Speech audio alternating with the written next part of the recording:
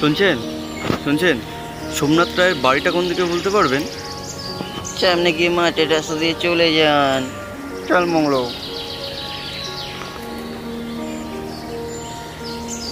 ও রুদ্রদা, ও রুদ্রদা, এদিকে আসো, এদিকে।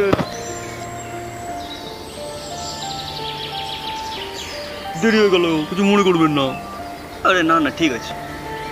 এই তো সামনে চলুন, আর 5 মিনিটের হাঁটা পথ মাত্র।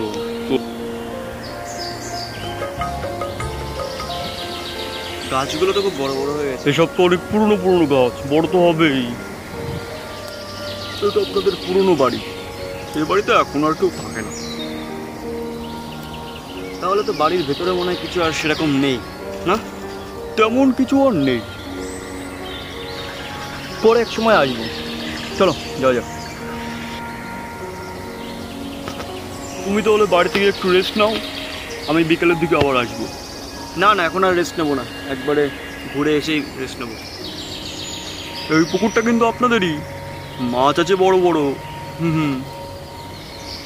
প্রায় বছর 15 আগে এসছি, বাড়িটা তো একই রয়ে গেছে।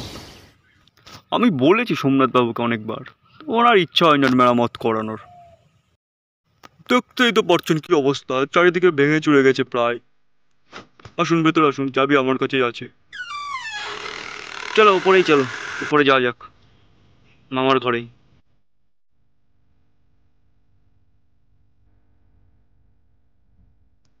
আচ্ছা তাহলে চলো নিচে, আশপাশটা তোমাকে একটু দেখিয়ে নিয়ে আসি। চল নিচেই চলো।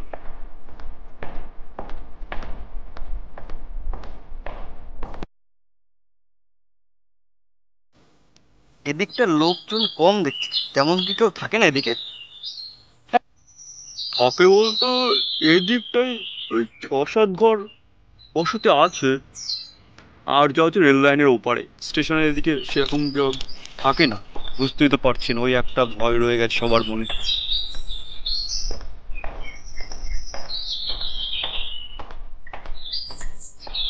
চলো তাহলে, তোমার মামার দোকানটায় মৃতদেহটা পাওয়া গেছিল, সেখানেই যাওয়া যাক। চলো ওখানেই চলো।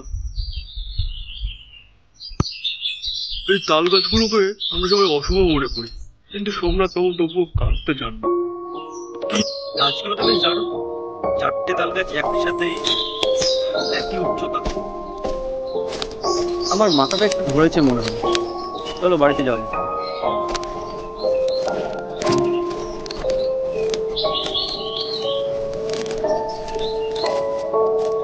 আমি দিন কয়েকের জন্য একটু কলকাতা যাবো, একটু জরুরি কাজ পড়ে গেছে বুঝছো। আমি বিশুকে বলে রাখবো, তোমার সব দেখাশোনা করবে, কোনো অসুবিধা হবে না।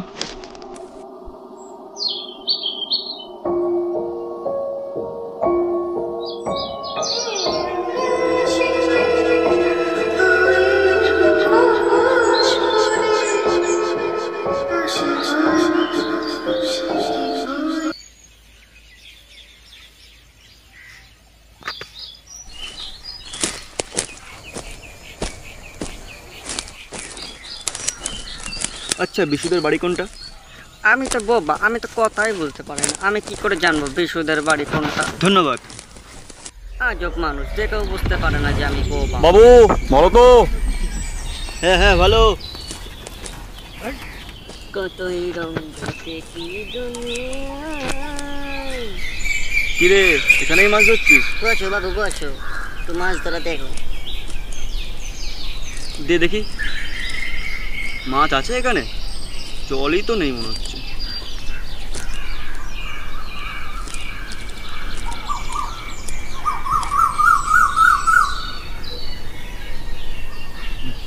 এই বাগমারি জঙ্গলটা কোন দিকে? এই তো সামনে চলে যান, খালটার ওই পারে। দেখে বাবু জায়গাটা ভালো নয়। ও আমাদের পুকুরে যেতে পারিস তো, ওরা তো শুনেছি নাকি বড় বড় মাছ আছে। ঠিকই শুনেছেন, মাছ আছে বড় বড়, কিন্তু একটা মাছও খায় না। ঘন্টার পর ঘন্টা বসে থেকেও আচ্ছা আমি যাই, কিছুই তুই বিকালে আমাদের হয় বাড়িতে না। আসিস, কথা আছে। আচ্ছা বাবু।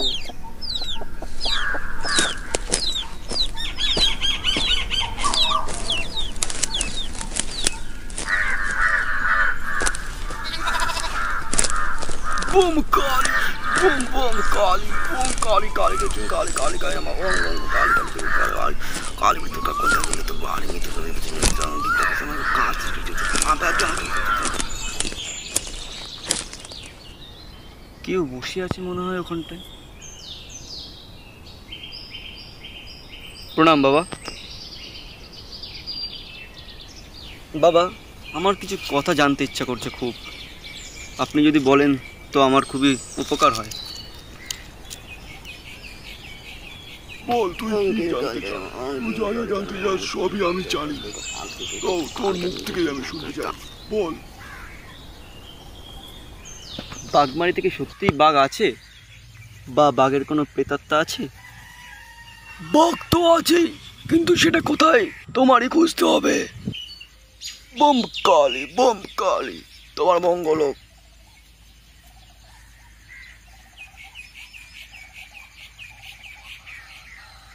বাঘ তো আমি খুঁজেই ছাড়বো, সে বাবাজি যেখানেই থাকুক।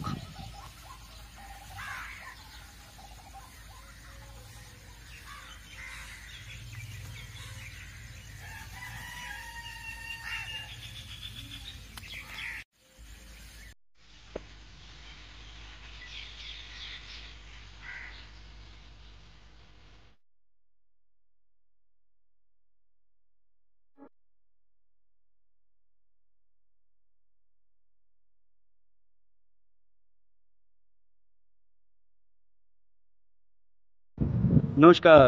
হ্যাঁ নমস্কার। শুনছি নাকি আপনি বাঘ মারতে যাচ্ছেন একা একা, তো আগে বলতে পারতেন, আমি যেতাম। কি আর করবো, দায়টা যখন আমারই, তখন তো আমার যেতেই হবে। আমি গেলে কি আপনার কোনো আপত্তি আছে? আসলে আমার ছোটবেলা থেকে ইচ্ছা বাঘটাকে মারার, এখনো তো কোনোদিন দেখতেও পাইনি, কিন্তু জানি যে ওই জঙ্গলেই আছে, বাঘমারির জঙ্গলে গেলে ভালো। ভোর 6টার সময় তাহলে রেডিও থাকবেন, আমি আসবো।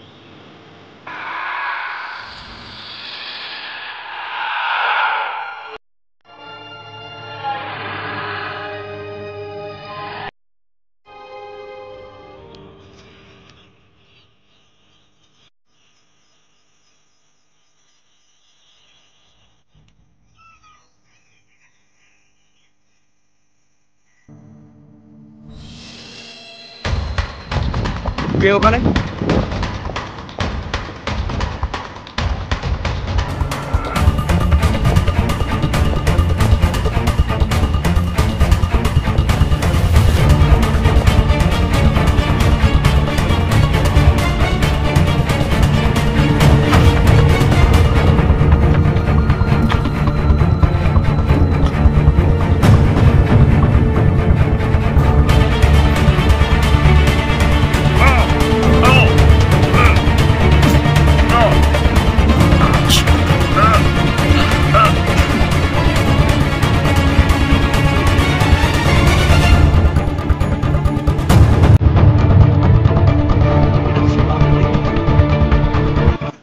ও কি তাহলে এখানেই থাকে নাকি? না, অনেক রাত হয়ে আসছে, ভেতরে যাওয়াটা এখন ঠিক হবে না, বাটাকে পরে দেখা যাবে। অচেনা জায়গাটাই বেটা পারফেক্ট দেখছি।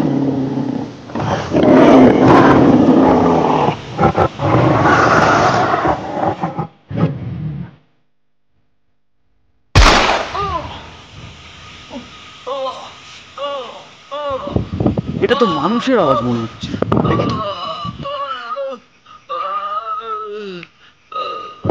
আপনি কে?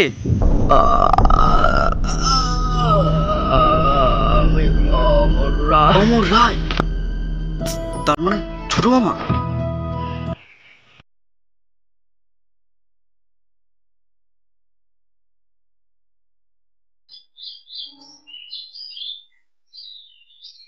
আচ্ছা, আপনার কাছে যে অস্ত্রটা আছে, ওটা কাজ কি? এটা তো সাধারণ বন্দুক বা পিস্তলের মতো না। এটার সাহায্যে বাঘকে ঘন্টা 3-4 জন্য অজ্ঞান করে দেওয়া যাবে, এটাই এর কাজ। সামনে একটা নালা আছে, তা খুব বিপজ্জনক, একটু দেখে।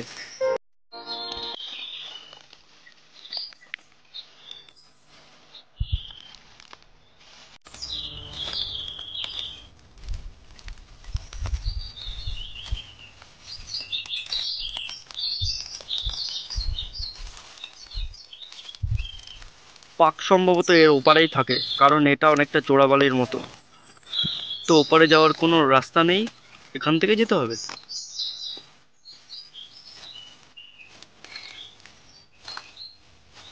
আসুন, দেরি না করে লাফিয়ে বার হওয়া যাক, এছাড়া আর কোনো উপায় নেই দেখছি এখন। ঠিক আছে, আমি আগে দিচ্ছি।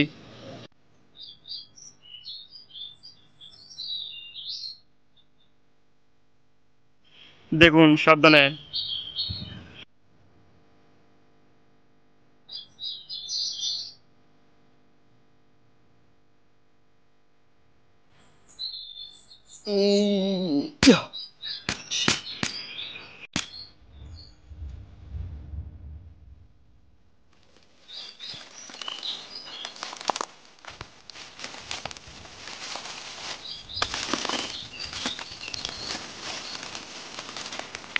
খুব সাবধানে যেতে হবে মনে হচ্ছে, জঙ্গলটা খুব একটা সুবিধার নয়, যখন তখন যে কোনো কিছু চলে আসতে পারে। চলুন, তাড়াতাড়ি কাছে ওঠা যাক।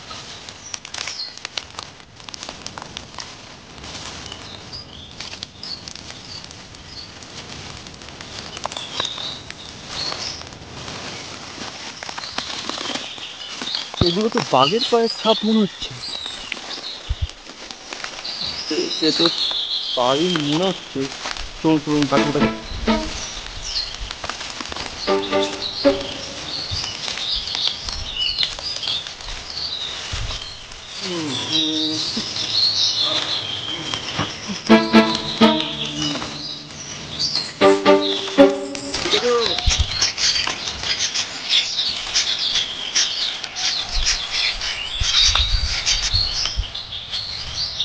বাঘ সত্যি আছে তো? আছে বই কি, আলবাত আছে। রুদ্রবাবু, আপনি তাড়াতাড়ি প্রস্তুত হয়ে নিন। হুম, বেশিক্ষণ ওয়েট করতে হবে না মনে হচ্ছে। যা বুঝছি, খুব তাড়াতাড়ি চলে আসতে পারে। অনেকদিন বাদে হয়তো মানুষের গন্ধ সত্যি সত্যি এবার পেয়েছে। রুদ্রবাবু, সাবধানে, চলে এসছে। দেখুন দেখুন, ওই যে দাদা। আপনি আপনার অস্ত্রটা বের করে রাখুন।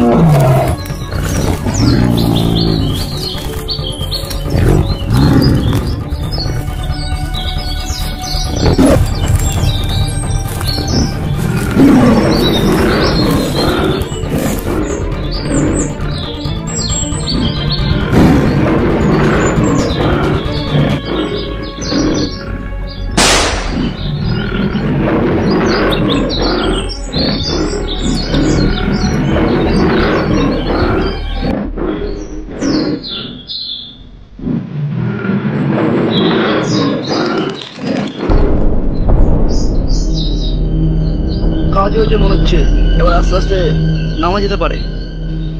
আপনি সাবধানে নামুন বিমলবাবু।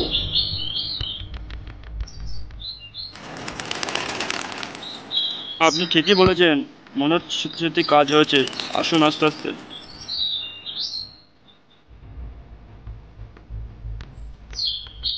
চলুন তাড়াতাড়ি, গ্রামের লোকদের খবর দেওয়া যাক, ওরা এসে যা ব্যবস্থা করার করবে। আমার শরীরটা খুব ক্লান্ত লাগছে, চলুন। আমারও শরীরটা ভালো লাগছে না, চলুন বাড়িতে যান।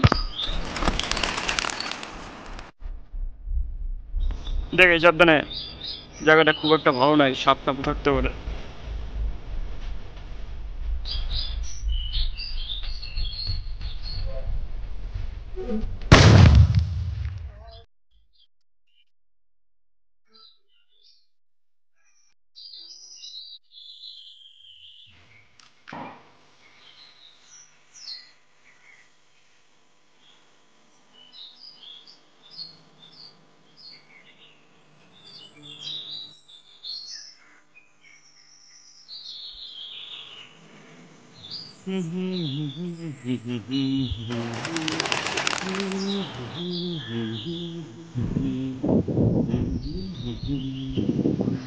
নমস্কার পালু। এই তো নমস্কার। আপনার তো বাসায় দেখাই পাওয়া যায় না। আসলে আমি এখানে বেশি একটা থাকি না, কিন্তু এখন মনে হচ্ছে থাকা যেতে পারে। আপনার জন্যই সেটা। আপনি অমর রায়কে মারলেন কেন? মারা বলতে আমি ইচ্ছে করে মারিনি, ওটা একটু ভুল করে হয়ে গেছে। আচ্ছা, অমর রায় কিন্তু খুব বড় আসামি ছিল, জানেন তো সেটা? শুনেছি। অমর রায় আসলে আমার ছোট মামা। বলেন কি, সত্যি? আমি তো কোনোদিন দেখিনি, কিন্তু নাম শুনছি অনেকবার। আসলে আজ থেকে 20 বছর আগের কথা। ছোট মামা সম্পত্তির ভাগ পেয়েছিল দাদুর কাছ থেকে, তাই দাদু রেগে তাকে ত্যায্য পুত্র করেছিল। আরও নিশ্চয়ই কোনো কারণ ছিল। তারপর নাকি কোন খুনের কেসে ফেঁসে যায় আর সেখান থেকে জেল খাটে, কিন্তু শুনেছিলাম পালিয়ে গেছে কিছুদিনের মধ্যেই। সেদিন রাতে আমি বাড়ি ফিরছিলাম, হঠাৎ দেখি ঝোপের মধ্যে বাঘের আওয়াজ। আমি আর উপায় না পেয়ে ঝোপ লক্ষ্য করে গুলি চালাই। হঠাৎ দেখি একজন মানুষের চিৎকার। তো আমি একটু ঘাবড়ে যাই। তারপর গিয়ে দেখি না, একজন মানুষই, তার গলায় গুলিটা লেগেছে। আর সে আসলে অমর রায়, মানে আমার ছোট মামা। হয়তো এইভাবেই উনি সবাইকে ও আচ্ছা। বাঘের আওয়াজ শুনিয়ে ভয় দেয়। এই ব্যাপার। ভালো, পুলিশ আর আমাকে কেস দেয়নি কোনো। যাক, বড় ঝামেলা থেকে বেরিয়েছেন। আসুন, এটা আমাদের বাড়ি। আসুন, এক কাপ চা আরে খেয়ে চা যান। তো আপনি খেতে আসবেন। আজকে আমার বাড়িতে চায়ের নেমন্তন্ন, সবাইকে বলেছি, আপনাকে শুধু বাকি ছিল তাই আসলাম বলতে। পরে একদিন আসবো, সন্ধ্যা 7টার মধ্যে চলে আসবেন। আচ্ছা, ঠিক আছে।